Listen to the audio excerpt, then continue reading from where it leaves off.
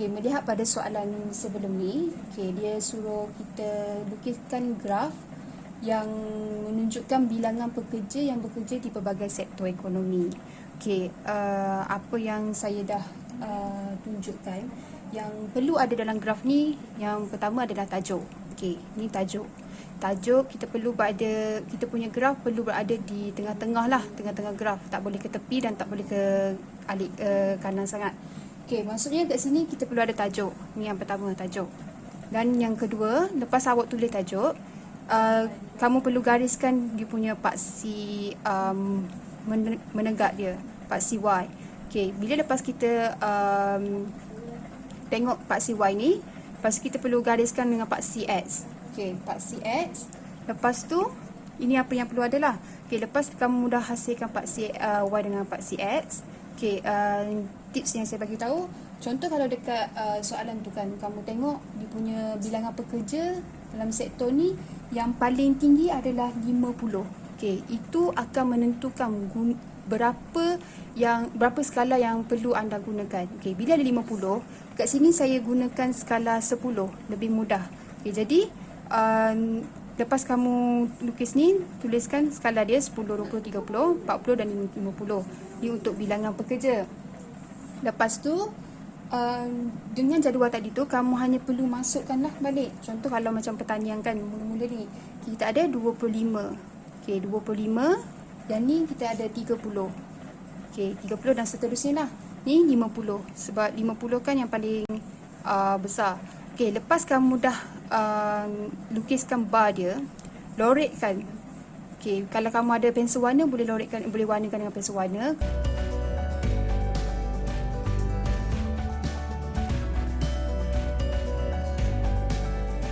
Okey, lihat pada soalan yang, contoh soalan yang saya beri. Okey, kalau tengok jadual tu, okey, sekarang ni baju pada tahun 2010 kita ada 10. Okey, untuk jadual, untuk graf bar berganda ni pun lebih kurang macam graf bar mudah, tapi dia hanya ada dua item.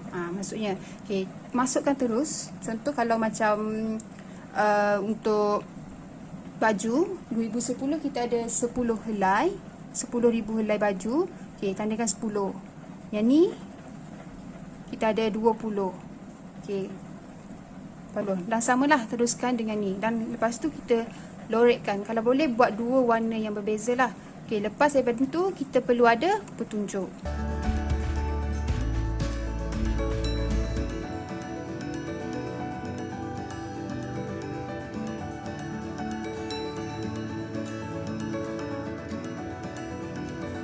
Graf majmuk ni, okey, yang dalam jadual, kita perlu ada jadual lah untuk kita tengok.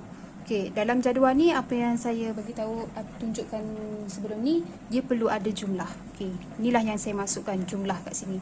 Macam mana saya dapat jumlah ni? Okey, contoh dia punya makanan kan, nasi lemak. Nasi lemak ni saya totalkan semua ni, murid Melayu, Cina, India, dan saya akan dapat jumlah 39 ni. Okey, dan pada tajuk juga kita perlu ada perkataan jumlah. Okey, kat sini ada perkataan jumlah. Okey, dan juga pada label, itu label paksi menegak. Label paksi menegak juga saya ada tuliskan perkataan jumlah. Okey, jadi kat sini seterusnya, okey, macam biasalah, kita perlu tulis dulu dia punya tajuk, bahagian center kan dia, bahagian tengah. Dan yang kedua, lukiskan paksi menegak dan juga paksi mendatar. Okey, lihat balik pada jadual. Okey, dekat sini saya ada bagi kamu, saya dah buatkan kamu dua contoh, iaitu nasi lemak dan juga burger. Nanti saya akan tunjukkan kamu macam mana untuk buat yang dekat sate ayam ni. Okey, contoh sate ayam sekarang ni kita ada jumlahnya adalah 26. Okey, jadi untuk 26, saya akan tunjukkan kamu 26. Okey, dekat sini. Okey, kamu gariskan 26.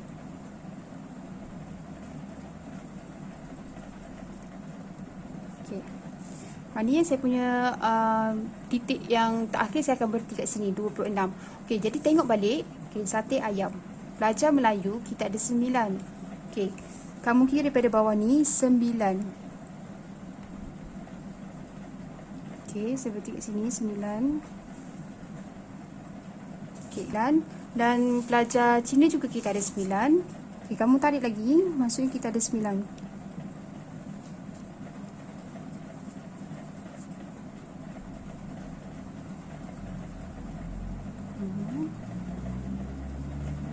Okey, anggaplah di sini 10 dan 1.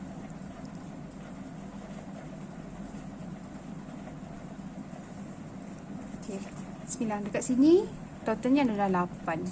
Jadi bila kamu dapat yang total semua ni, okey, jadi kamu bolehlah teruskan melorek, mewarna. Okey, contoh saya warnakan. Okey, ni untuk pelajar Melayu.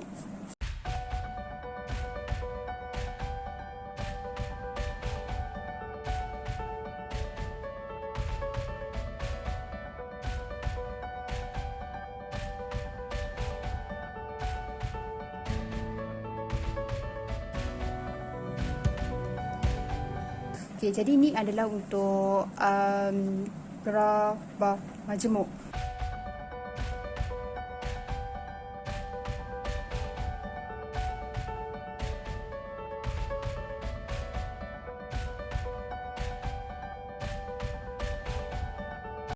Ini contoh yang saya tunjukkan pada anda adalah graf garis yang berlakunya secara turun naik. Tahun 2002, okey, kita masuk saja lah. Macam kita ada 34, kita ada 26, kita ada 45 dan juga kita ada 38. Okey, lepas daripada tu, okey, macam biasa gariskan je. Okey, garis. Dan kita ada petunjuk. Okey, macam ni lah, petunjuk pingat emas. Okey. Tengok kat jadual ni, dia menunjukkan ekspor getah Malaysia ke negara-negara terpilih pada tahun 1990 hingga 1994. Okey, kita ada 3 negara, China, India dan juga Jepun. Ni saya dah siapkan. Okey, untuk China, okey, China ni saya ada buat garis putus-putus. Dia punya penunjuk China garis putus-putus. Masukkan je data dia 150 pada tahun 1990. Tahun 1991 kita ada 120. Tahun 1992 250, 1993 kita ada 330, 1994 kita ada 350. Okey. Untuk langkah seterusnya, kamu ambil je pembaris, kamu gariskan dia. Okey. Starting daripada atas ni, pen warna merah ni saya tulis lah, dia punya tu adalah Jepun. Lepas tu kita ada China, kita ada India. Titik putus China, titik biasa ni, garisan biasa ni adalah India. Okey, jadi itu adalah untuk graf garisan berganda.